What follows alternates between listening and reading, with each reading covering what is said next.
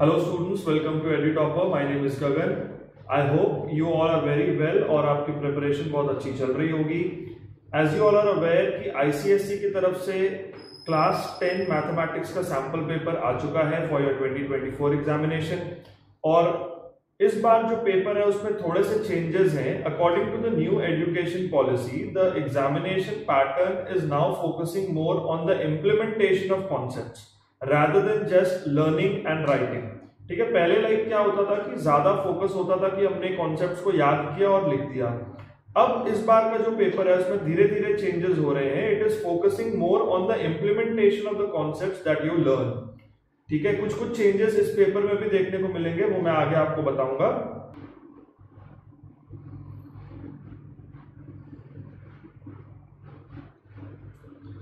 ठीक है, first 15 questions जो है इस पेपर के दे आर एमसीक्यू बेस्ड. तो पहला क्वेश्चन हम देखते हैं. The first question is if A is a matrix having -1 and 2 as the elements and B is another matrix having -1, 2, 0 and 3 as the elements, which of the following operation is possible? देखो, matrices को add या subtract तभी कर सकते हैं when they are of the same order. ठीक है, same order के मैट्रिसेस को ही ऐड या सब्ट्रैक्ट कर सकते हैं. लेकिन मल्टीप्लिकेशन में एक डिफरेंट रूल होता है. मल्टीप्लिकेशन का रूल ये होता है the number of columns of the first matrix should be equal to the number of rows of the second matrix. ठीक है, and the product matrix is equal to the number of rows of the first matrix and the number of columns of the second matrix. तो यहां पर हम देखेंगे कि first matrix जो है उसका ऑर्डर क्या है. यहां पे आप देखो, first matrix has 1 row and 2 columns and second matrix has 2 rows and 2 columns. ठीक है ना, ये मैट्रिक्स बी जो है इसके 2 रो और 2 कॉलम है. So according to the condition of multiplication, the number of columns of the first matrix should be equal to the number of rows of the second matrix. तो ये कंडीशन हम देख रहे हैं यहाँ पे फुलफिल होती हुई, तो हम कह सकते हैं कि the product AB is possible. ठीक है, as you all know, in calculation of matrices, A into B is not equal to B into A. ठीक है, A into B, B into A के इक्वल हमेशा नहीं होता है. तो हमारे पहले क्वेश्चन का आंसर है ए बी. ठीक है ना, A into B is possible. अब देखते हैं नेक्स्ट क्वेश्चन, ये वाला question.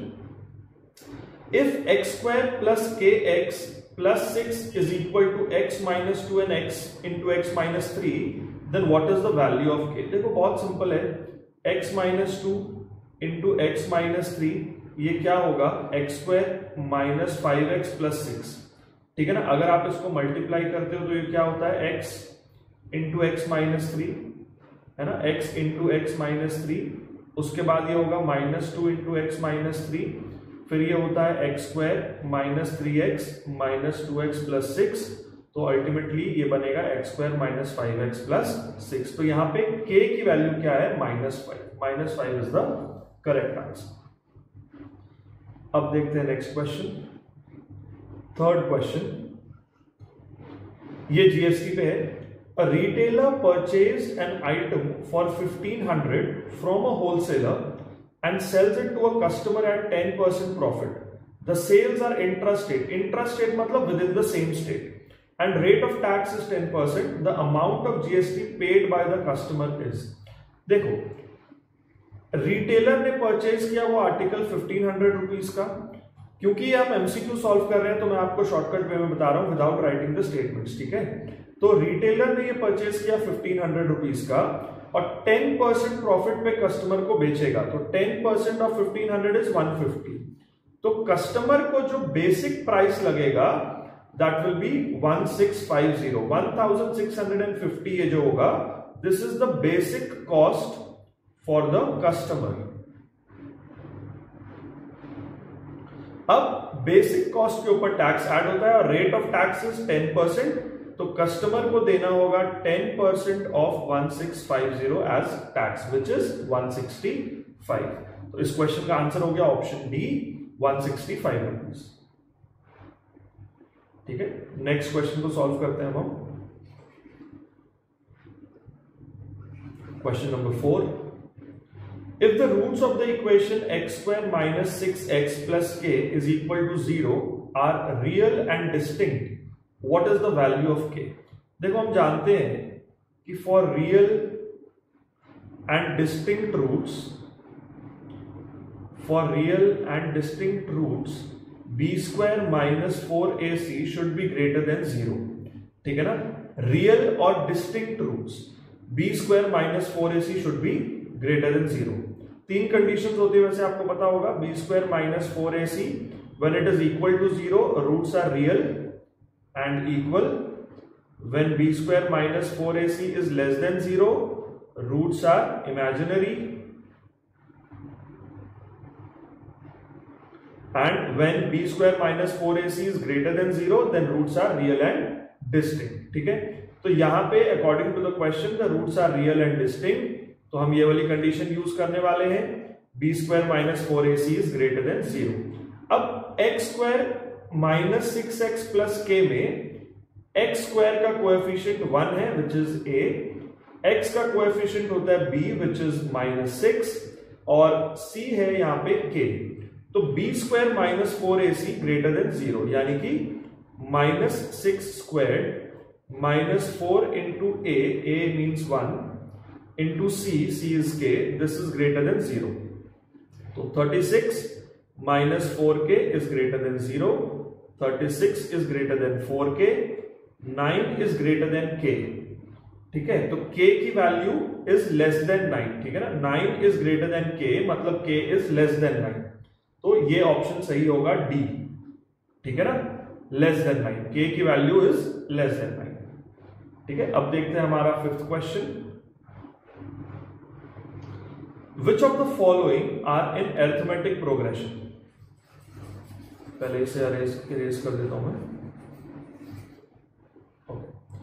Which of the following are in arithmetic progression?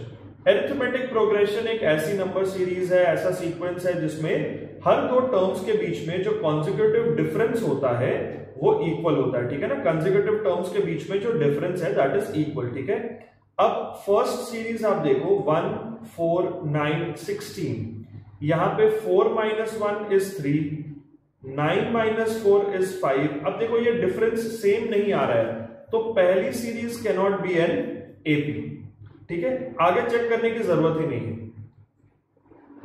Second series है √3 2 √3 3 √3 4 √3। अब यहां पे हम चेक करते हैं, देखो second term minus first term, यहां पे √3 आ रहा है। अब इसका आप देखो third term minus second term, ये भी √3 आ रहा है, और fourth term minus third term, ये भी √3 आ रहा है, तो ये एपी है ना। अब आगे भी देख लेना है, क्योंकि यहां पे इज और आर दोनों ऑप्शंस हैं, तो मे भी कोई एक सीक्वेंस एपी हो या एक से ज्यादा भी एपी हो सकते हैं। लेट अस सी, सेकंड वाला तो एपी है, अब थर्ड वाला चेक करते हैं हम। थर्ड वाला सीक्वेंस है 8 6 4 2। ठीक है ना, तो 6 minus 8 यहां पे आएगा -2, 4 minus 6 is also -2, 2 minus 4 is also -2। ठीक है ना, हम हमेशा अगले टर्म से पिछला टर्म माइनस करते हैं। यहां पे देखो हमने सेकेंड टर्म से फर्स्ट टर्म माइनस किया, यहां से थर्ड टर्म में से सेकेंड टर्म माइनस किया, और फोर्थ टर्म में से थर्ड टर्म माइनस किया, तो डिफरेंस जो आ रहा है वो इक्वल आ रहा है। इसका मतलब third series is also an AP. तो फाइनल आंसर क्या होगा, ओनली 2 and 3। ठीक है ना, आपको ध्यान रखना है, सारे ऑप्शंस को एक बार आपको इवैल्यूएट करना है, उसके बाद ही आपको अपना फाइनल आंसर देना है। अगर आप सेकंड को देख के ओनली 2 कर दोगे तो गलत हो जाएगा, बिकॉज थर्ड वाला ऑप्शन भी, थर्ड वाली जो सीरीज है वो भी एपी है। तो इसका करेक्ट आंसर होगा ओनली 2 and 3। सेकेंड और थर्ड सीरीज जो है वो अरिथमेटिक प्रोग्रेशन है। तो be very careful while taking your answer। Next है, the table shows the values of x and y where x is proportional to y। हमें बताना है m और n की वैल्यू क्या होगी। देखो x is proportional to y, इसका मतलब 6/m will be equal to 12 by 18 will be equal to n by 6, ठीक है ना। x and y are proportional, इसका मतलब ये रेशियोज इक्वल होने वाले हैं। तो यहां से पहले हम m की वैल्यू निकालेंगे, तो 6 into 18 is equal to 12m, तो 6 into 18 by 12 ये हो गया n, 6 2s are 12, 2 9s are 18, तो n की वैल्यू 9। अब आप n की वैल्यू 9 देखोगे, यहां दोनों ऑप्शंस में है, तो हमें n की वैल्यू भी निकालनी पड़ेगी। n को निकालने के लिए हम इनका यूज करेंगे, 12 by 18 is equal to n by 6, तो 12 by 18 into 6 is equal to n, 6 3s are 18, 3 4s are 12, n की वैल्यू 4, तो m की वैल्यू 9 और n की वैल्यू 4, ऑप्शन सी जो है this is our correct answer. ठीक है, let's move ahead.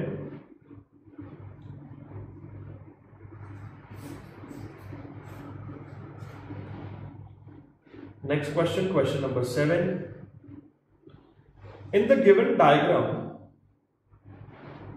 triangle ABC is similar to triangle PQR and AD by PS is 3 by 8. Find the value of AB by PQ. अब देखो, triangle ABC is similar to PQR, तो corresponding sides का ratio क्या बनेगा? AB by PQ is equal to BC by QR is equal to AC by PR, ठीक है। और corresponding altitudes क्या होंगे? AD by PS, ठीक है ना। आप जानते हो कि सिमिलर ट्राइंगल्स में ratio of corresponding sides is also equal to ratio of corresponding altitudes, corresponding medians, corresponding angle bisectors. तो यहां पे ratio of corresponding sides is equal to ratio of altitudes, corresponding altitudes. तो AD by PS is the corresponding altitudes का ratio, तो this is 3 by 8, तो AB by PQ will also be 3 by 8, तो सही answer है option 3। ठीक है, यहां पे हमने कौन सा कॉन्सेप्ट यूज किया है? रेशियो ऑफ कॉरेस्पॉन्डिंग साइड्स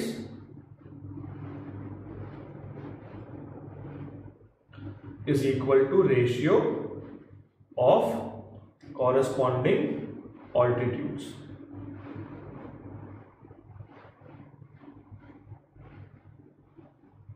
ठीक है, इन सिमिलर ट्राइंगल्स की ये प्रॉपर्टी है। ठीक है, ratio of corresponding sides is equal to ratio of corresponding altitudes. तो AD और PS जो है ये कॉरेस्पॉन्डिंग ऑल्टीट्यूड्स का रेशियो है, इसके अकॉर्डिंगली कॉरेस्पॉन्डिंग साइड्स AB और PQ इसका रेशियो भी सेम ही होगा, 3:8। अब देखते हैं next question, question number 8। A right angled triangle shaped piece of hardboard is rotated completely about its hypotenuse as shown in the diagram. The solid so formed is always a single cone, a double cone. और question कह रहा है which of the statement is valid। देखो ध्यान से समझो, इस बार MCQs थोड़े डिफरेंट तरीके से आ रहे हैं। क्वेश्चन कह रहा है कि अगर एक राइट एंगल ट्राइंगल को हम अराउंड द हाइपोटेन्यूज रोटेट करें तो जो सॉलिड बनेगा that will always be a single cone और अ डबल कोन। अब इसमें से कौन सा आंसर सही है? क्या सिर्फ सिंगल कोन बनेगा, क्या सिर्फ डबल कोन बनेगा, क्या दोनों बन सकते हैं, क्या नीदर 1 और 2 होगा? ठीक है, या दोनों ही नहीं बनेंगे। अब आप एक चीज को ध्यान दो, कंफ्यूज नहीं होना है। कंफ्यूजन इस बात से हो सकता है कि अगर हम राइट एंगल ट्राइंगल को ऐसे रोटेट करें, ध्यान रखोगे जब ये अपने बेस पे रोटेट होता है ना, जब ये अपने बेस पे रोटेट होता है then the shape is a right circular cone. लेकिन ये अपने बेस पे रोटेट नहीं हो रहा है, यहां पे it is rotating about its hypotenuse. तो यहां पे जो फॉर्म होगा it will be a double cone, it will always be a double cone. इस तरह का शेप बनेगा which is always a double cone. तो हमेशा डबल कोन बनेगा, तो ऑप्शन है ऑप्शन 2, ओनली 2। ठीक है ना, ओनली 2। देखो बोथ 1 और 2 नहीं हो सकता, क्योंकि यहां पे कभी भी एक सिंगल कोन नहीं बनेगा, it will always form a double cone. इस तरह से 2 कोन्स ऐसे आपको देखने में लगेगा, दो कोन्स हैं यहां पे, ठीक है ना, तो हमेशा डबल कोन बनेगा, तो option B only 2 is the correct answer. Next question, question 9। यहां पे दो इवेंट है, ये प्रोबेबिलिटी का क्वेश्चन है। Event A is the sun will rise from the east tomorrow. Event B is it will rain on Monday. Event C is February month has 29 days in a leap year। और question कह रहा है which of the above events has probability equal to 1। अब देखो probability अगर 1 है इसका मतलब it is a sure event, है ना। श्योर इवेंट की प्रोबेबिलिटी हमेशा 1 होती है, मतलब उसके होने के चांसेस 100% है, तभी इवेंट की प्रोबेबिलिटी 1 होती है, तो उसको हम कहते हैं श्योर इवेंट, ठीक है। Probability equal to 1 means the event is a sure event. अब श्योर इवेंट क्या होगा, जो होना ही होना है। इन तीनों इवेंट्स में से कौन सा ऐसा इवेंट है जो हमेशा ही होगा। Sun will rise from east tomorrow, yes, sun तो हमेशा ही ईस्ट से राइज करेगा, किसी दिन वेस्ट से तो नहीं करता, तो sun will rise from east tomorrow, this is a sure event, इसकी प्रोबेबिलिटी 1 है, 100% चांस है इसका। नेक्स्ट इवेंट है it will rain on Monday. देखो मंडे को बारिश होगी या नहीं होगी इट डिपेंड्स, है ना, हम हमेशा नहीं कह सकते कि it will rain on Monday, तो इसके चांसेस हो भी सकते हैं नहीं भी हो सकते हैं, तो it will rain on Monday is not a sure event, इसकी प्रोबेबिलिटी 1 नहीं है।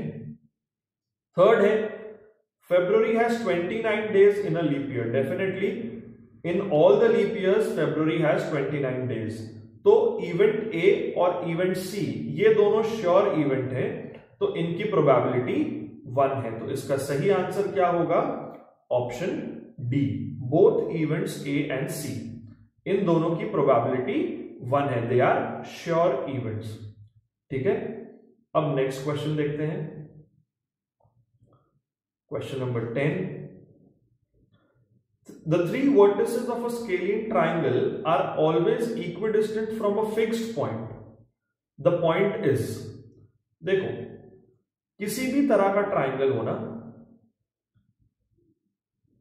उसके वर्टिसेस से एक सर्कल क्रॉस करता है, जो उस सर्कल का सेंटर होता है वो उस ट्राइंगल का सर्कम सेंटर होता है। तो सर्कम सेंटर की यह प्रॉपर्टी है कि it is equidistant from all 3 vertices. और सर्कम सेंटर बनता कैसे है मैं आपको बता दूं, जो ट्राइंगल के परपेंडिकुलर बाइसेक्टर्स होते हैं ना, जैसे ये ट्राइंगल का परपेंडिकुलर बाइसेक्टर है, ये एक दूसरा परपेंडिकुलर बाइसेक्टर है, ये एक तीसरा परपेंडिकुलर बाइसेक्टर है, तो जहां तीनों परपेंडिकुलर बाइसेक्टर्स मीट करेंगे that is the circumcentre. और सर्कम सेंटर की प्रॉपर्टी होती है कि it is equidistant from all 3 vertices, ठीक है, इस तरह का कुछ होगा, circumcentre is equidistant from all 3 vertices. Circumcentre कौन सा पॉइंट होता है, it is the point where the perpendicular bisectors of a triangle meet, तो इस क्वेश्चन का आंसर होगा सर्कम सेंटर, ठीक है। किसी भी ट्राइंगल में, not only in scalene triangle, in any kind of triangle, circum centre is the point which is equidistant from all 3 vertices. Next question देखते हैं, question number 11। In a circle with radius r, the shortest distance between 2 parallel tangents is equal to। देखो ये एक circle है और ये 2 parallel tangents हम बना देते हैं, ठीक है। अब सर्कल और टैंजेंट की क्या प्रॉपर्टी है कि it is perpendicular to the radius, ठीक है ना। तो अगर यहां पे हम ऐसे ड्रॉ कर दें, this is the centre and the radius is equal to r, ठीक है, ये पैरेलल टैंजेंट्स हो गए, यहां भी 90 डिग्री, यहां भी 90 डिग्री, तो shortest distance is the straight line joining the 2 tangents. तो स्ट्रेट लाइन यहां पे क्या है, द डायमीटर, तो it is equal to 2r, ठीक है ना। 2 पैरेलल टैंजेंट्स हैं तो उनको कनेक्ट करने वाली जो शॉर्टेस्ट लाइन है that is the perpendicular drawn between them which is equal to the diameter which is twice the radius. Next question, question number 12। An observer at point E which is at a certain distance from the lamp post AB. AB यहाँ पे एक lamp post है और एक observer है which is at point E, वो कुछ दूरी पर है. Finds the angle of elevation of the top of the lamp post from positions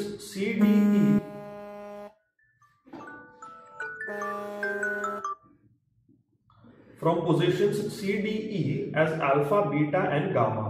ठीक है, अल्फा, बीटा और गामा ये एंगल ऑफ एलिवेशंस हैं. ठीक है, from different points. Angle gamma बन रहा है फ्रॉम पॉइंट ई, बीटा बन रहा है फ्रॉम पॉइंट डी और अल्फा बन रहा है फ्रॉम पॉइंट सी. ये तीनों ही एंगल ऑफ एलिवेशन है of the top of the lamp post. अब हमें बताना है which of the following condition is satisfied. देखो, आप ये चीज तो समझ पा रहे हो कि सबसे बड़ा एंगल यहाँ पे अल्फा है, उससे छोटा बीटा है, उससे छोटा गामा है ना. जैसे जैसे हम परपेंडिकुलर से दूर होते जाते हैं एंगल छोटा होता है, और जैसे जैसे हम परपेंडिकुलर के नजदीक आते हैं एंगल ऑफ एलिवेशन इंक्रीजेस. तो यहाँ पे biggest angle is alpha, then beta, then gamma. और from 0 to 90 degrees the value of tan theta increases with increase in angle. तो जैसे जैसे एंगल बढ़ेगा फ्रॉम 0 to 90, tan थीटा की वैल्यू भी बढ़ेगी. ठीक है, तो tan alpha is greater then tan beta, ये सही आंसर है क्योंकि angle alpha is greater then beta, तो tan alpha is greater then tan beta. ठीक है, बाकी सारे ऑप्शंस इनकरेक्ट है. ध्यान रखना है हमें, from 0 to 90 degree the value of tan theta increases with the increase in value of theta.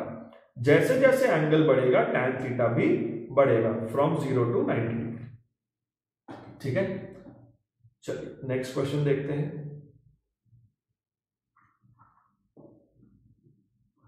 Question number 13, shares and dividend. Shares of company A paying 12% rupees 100 shares are at 80. Shares of company B paying 12% rupees 100 shares at 100. Shares of company C paying 12% rupees 100 shares are at 120. Which of the shares of which of the company are at premium? देखो, rupees 100 shares मतलब उसकी face value, और premium का मतलब होता है कि greater than face value. ठीक है ना. तो यहां पे आप देख सकते हो कि ऑप्शन 3 में 100 रुपीज के शेयर्स आर एट 120, मतलब फेस वैल्यू से महंगे हैं ये. तो ये वाले शेयर्स हैं जो है प्रीमियम में. अगर मार्केट वैल्यू फेस वैल्यू के इक्वल होती है तो हम कहते हैं एट पार. अगर मार्केट वैल्यू फेस वैल्यू से कम होती है तो हम कहते हैं एट डिस्काउंट, और अगर मार्केट वैल्यू फेस वैल्यू से ज्यादा होती है तो वी से एट प्रीमियम. तो थर्ड स्टेटमेंट आप देखो, shares of company C paying 12%, ये रेट ऑफ डिविडेंड है. रुपीज 100 शेयर्स मतलब 100 इसकी फेस वैल्यू है, आर एट 120 मतलब 120 मार्केट वैल्यू है. ठीक है ना, फेस वैल्यू है 100, मार्केट वैल्यू है 120. तो when market value is greater than face value, shares are at premium. तो हम कह सकते हैं कि कंपनी सी के जो शेयर हैं they are at premium. Next question, question number 14. Which of the following equation represents a line passing through the origin? Origin is the intersecting point of both the axes, और origin के coordinates क्या होते हैं? 0, 0. ठीक है ना, origin के coordinates हैं 0, 0. So which of the following equation represents a line passing through the origin? तो इन इक्वेशंस में हम x और y की वैल्यू 0 पुट करेंगे और देखेंगे कौन सा इक्वेशन सेटिस्फाई होता है. अगर हम फर्स्ट में पुट करें x की वैल्यू 0, तो ये इक्वेशन सेटिस्फाई नहीं हो रहा है. आप देखो 3 into 0 0 minus 0 plus 5 equal to 0. This is not satisfied, मतलब पहला इक्वेशन तो नहीं होगा. ठीक है ना, पहला नहीं होगा. सेकेंड वाले को अगर हम देखें 2x minus 3y equal to 0, it means 2x is equal to 3y. अगर हम x की वैल्यू 0 करें और y की वैल्यू 0 करें तो 0 is equal to 0. ये इक्वेशन सेटिस्फाई हो रहा है. इसका मतलब कि जो सेकेंड इक्वेशन है that is passing through the origin. ठीक है ना. बाकी तीसरे और चौथे में क्या है, तो x इज इक्वल टू 5, तो कोई ऐसी लाइन होगी which is parallel to y axis, x equal to 5 से क्रॉस हो रही है ना, this is x equal to 5, और y इज इक्वल टू -6 ऐसी कोई लाइन होगी, y is equal to -6 which is passing through the point -6 on y axis, it is parallel to x axis. ठीक है, तो 2x minus 3y equal to 0 ये equation है जो पास कर रहा है कहां से, ओरिजिन से।